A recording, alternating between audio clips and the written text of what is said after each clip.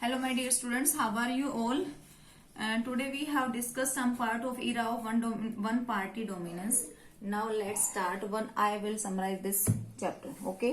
जैसे हमने किया था बेटा, कॉन्स्टिट्यूशन के बारे में हमने कर लिया था, 26 नवंबर 1949 के बारे में पढ़ा, 24 जन 1950 के बारे में पढ़ा और 26 जन 1950 के बारे में पढ़ा। हमें पता है कि हमारा जो कॉन्स्टिट्यूशन है 1949 में इसको अडॉप्ट किया गया, 24 जन 1950 में ये जो इफेक्ट में आया और कम्प्लीटली हम कह सकते हैं 24 जन 1950 में सिग्नेचर हुए और कम्प्लीटली जो इफेक्ट में आया 26 जन 1950। ओके, अब आगे ये सब हम पढ़ चुके हैं, सिर्फ आज रिवाइज कर रहे हैं थोड़ा सा पीछे का। अब हमने पढ़ा बेटा चेंजिंग मेथड्स ऑफ वोटिंग, भी किस प्रकार से वोटिंग हुई, ईवीएम के बारे में हमने पढ़ा था। ठीक है बेटा, उसके बाद हमने पढ़ा Congress dominance in the first 3 general election. 3 general election में कांग्रेस जो है किस तरीके से डोमिनेंस दिखाती है। इलेक्शन कमीशन के बारे में हमने पढ़ा था, कैसे ऑर्गेनाइजर मैगजीन ने नेहरू जी को चैलेंज किया था, वो हमने पढ़ा। इलेक्शन कंडक्ट हुए हमारे नियर अबाउट 4 मंथ्स में, 1951 से स्टार्ट होकर 1952 तक इलेक्शन हमने कंडक्ट करवाए। अब हमारे पास एक बिग चैलेंज क्या था कि किस प्रकार इस इलेक्शन को हम जो सक्सेसफुली वे से बाहर करें या सक्सेसफुल तरीके से हम कंडक्ट करें। इस टाइप से हमने देखा था कि बेटा लोकसभा के जो इलेक्शन हुए थे हमारे 1952 में हुए थे, 489 सीट पे हुए। फिर हम कह सकते हैं सेकंड जो इलेक्शन हुए थे वो 494 पे हुए थे और थर्ड इलेक्शन हुए थे बेटा 1962 में, वहां पे भी इतनी सीटें थी। अब मैंने ये आप लोगों को मैं सारा करवा चुकी हूँ कि किस तरीके से यहाँ पे कांग्रेस ने कितनी सीटें ली, यहाँ पे कितनी ली और यहाँ पे कितनी ली। आप इस मैप को देख सकते हो कि देखो पूरे इंडिया में सिर्फ कांग्रेस ही कांग्रेस दिखाई दे रही है, सिर्फ J&K को छोड़कर। ठीक है, अब हम थोड़ा सा आगे पढ़ेंगे कि किस प्रकार से कुछ ऐसे स्टेट थे जहां पर कांग्रेस अपनी मेजोरिटी में सीटें नहीं ले पाई। तो उनमें हमारा त्रावणकोर आता है बेटा, मद्रास आता है, उड़ीसा आता है। ठीक है, यहाँ पर हम पढ़ चुके थे, अब ये भी पढ़ चुके थे टोटल कितना परसेंट जो है कांग्रेस ने लिया था। राजकुमारी अमृत कौर जो फर्स्ट हमारी हेल्थ मिनिस्टर है, इसके बारे में भी हमने पढ़ा था। फिर हमने पढ़ा बेटा कम्युनिस्ट विक्ट्री इन केरला भी, किस प्रकार से केरला में कम्युनिस्ट पार्टी जो है अच्छे उस पे आती है और 1957 में अपनी सरकार बनाती है। E.M. नबरुदीपाद जो है सीएम बनते हैं, लेकिन थोड़े ही समय के बाद आर्टिकल 350 के अकॉर्डिंग जो है सेंट्रल गवर्नमेंट है स्टेट गवर्नमेंट की सरकार को डिसमिस कर देती है। ये हम सारा पढ़ चुके हैं। ठीक है बेटा, उसके बाद हमने सोशलिस्ट पार्टी के बारे में पढ़ा था। सोशलिस्ट पार्टी कांग्रेस के अंदर से ही एक निकल कर आती है और 1948 में ये कम्प्लीटली अपने आप को डोमिनेंस करने की कोशिश करती है, लेकिन पूरे देश में सोशलिस्ट पार्टी जो है अच्छा प्रदर्शन नहीं कर पाती। अब सोशलिस्ट वाले ये बताते हैं कि हम किस प्रकार से कांग्रेस और कम्युनिस्ट अलग हैं। उन्होंने बताया कि कांग्रेस पार्टी में सिर्फ कैपिटल्स और लैंडलॉर्ड्स थे, उन्हीं के बारे में फेवर लिया गया था। पुअर और जो हमारे किसान थे उनके बारे में फेवर नहीं लिया गया। इसमें हमने आचार्य नरेंद्र देव के बारे में पढ़ा, राम मनोहर लोहिया के बारे में पढ़ा, अशोक मेहता के बारे में पढ़ा और उसमें देखा कि सोशलिस्ट पार्टी के अंदर ही कैसे छोटी छोटी और पार्टियां बन जाती है। ठीक है बेटा, उसके बाद हमने नेचर ऑफ कांग्रेस डोमिनेंस पढ़ा। इसमें हमने पढ़ा कि जितनी भी कंट्रीज हैं सब में कोई ना कोई ऐसी पार्टी होती है जो लंबे समय तक डोमिनेंस पार्टी रही है, लेकिन इंडिया भी उन्हीं में से एक है। वहां पे भी कांग्रेस जो है लंबे समय तक डोमिनेंस करती रही, लेकिन डिफरेंस क्या है, कुछ ऐसी कंट्रीज हैं जिनके कॉन्स्टिट्यूशन में ही ये लिखा हुआ था कि बेटा कि वहां पर एक सिंगल पार्टी डोमिनेट कर सकती है, लेकिन इंडिया में ऐसा कुछ नहीं था। इंडिया वालों ने क्या किया था कि हर 5 साल के बाद इलेक्शन होंगे और इलेक्शन में जो पार्टी विनर बनेगी वही आगे राज करेगी। तो इस प्रकार से 3 बार इलेक्शन होते हैं और कांग्रेस जो है बड़े लेवल पर दूसरी पार्टीज को डिफीट कर देती है और लंबे समय तक कांग्रेस जो है राज करती है। फिर हमने पढ़ा था बेटा PRI, ये भी एक ऐसी पार्टी है, रिवॉल्यूशनरी पार्टी, नाम इसको लास्ट में चेंज हो जाता है, इंस्टीट्यूशनल रिवॉल्यूशनरी पार्टी। ठीक है, यहाँ पर मैक्सिकन के बारे में बताया गया कि मैक्सिमम भी 6 डिकेड तक ही राज करती है। बाद में यहाँ पर क्या आ जाता है बेटा, परफेक्ट डिक्टेटरशिप आ जाती है। एक प्लूटो इलाइस एक व्यक्ति होते हैं जो यहाँ पर डिक्टेटरशिप करना चाहते हैं, चुनाव वगैरह में भी वो कुछ ऐसा मैनिपुलेशन करते हैं और 2000 में ये प्रेसिडेंट का इलेक्शन हार जाती है।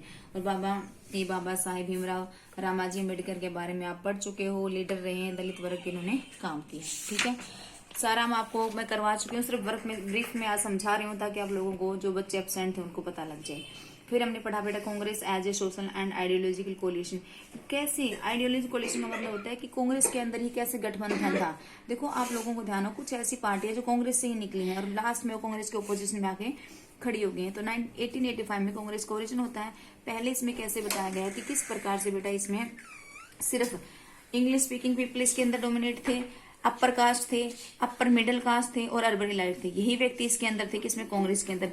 लेकिन फिर लास्ट में क्या होता है, कुछ समय के बाद एक वॉर होता है, ये वॉर भी नहीं कह सकते, क्या है, मूवमेंट होता है, डिसओबीडियंस मूवमेंट गांधी जी का ही मूवमेंट है, और इस मूवमेंट के बेसिस पे पूरे समाज में बिल्कुल स्प्रेड हो जाती है कौन, कांग्रेस, और हर जगह पर चली जाती है जहां पर पहले सिर्फ क्या थे, जो कांग्रेस नहीं थी। जैसे हम कह सकते हैं जितने भी डाइवर्स ग्रुप्स थे वहां पर भी इसका एंटर हो जाता है, पेजेंट्स के पास भी, इंडस्ट्रीज के पास भी, अर्बन डेवलपर्स और विलेजर्स जितने भी हैं सब तक कांग्रेस पहुंच जाती है। धीरे धीरे इसकी लीडरशिप भी उन लोगों के हाथ में आ जाती है।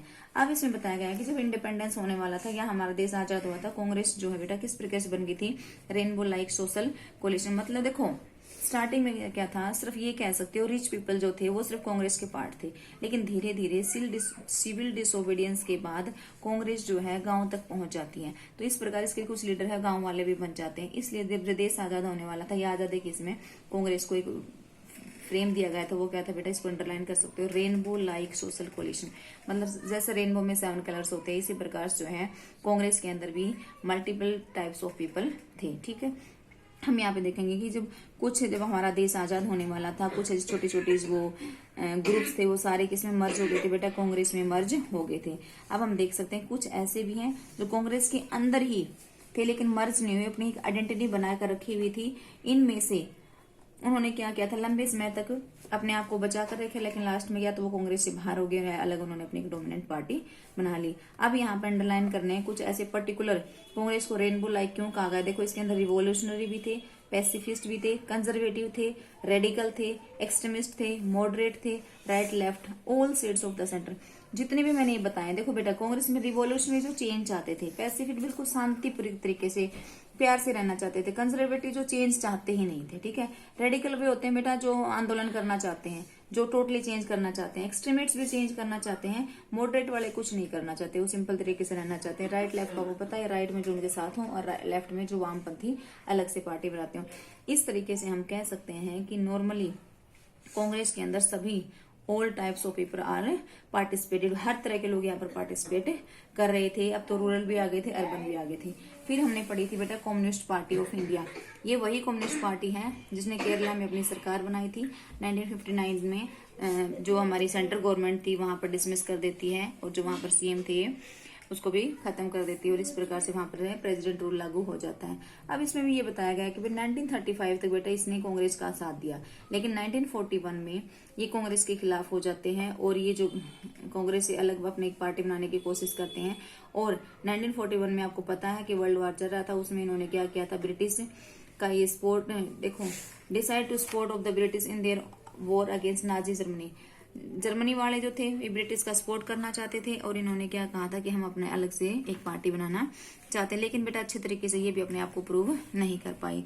और हम ये कह सकते हैं जैसे ही हमारा देश आजाद हुआ था 1947 में, इनको ये यकीन नहीं था, कम्युनिस्ट पार्टी वालों को ये यकीन ही नहीं था कि हम आजाद हो गए हैं, और जो पावर ऑफ सप्रेशन ये सही है।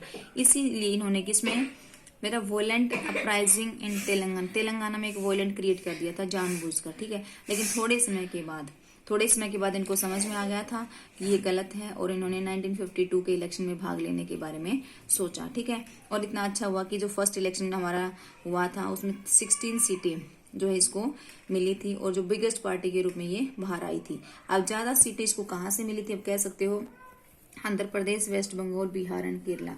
Andhra Pradesh, underline this 4 state, Andhra Pradesh, West Bengal, Bihar and Kerala. अब हम ये कह सकते हैं, देखो बेटा यहाँ पे देख लो दोबारा से, जो फर्स्ट इलेक्शन हुआ था उसमें हमारी टोटल सीटें कितनी थी, 489।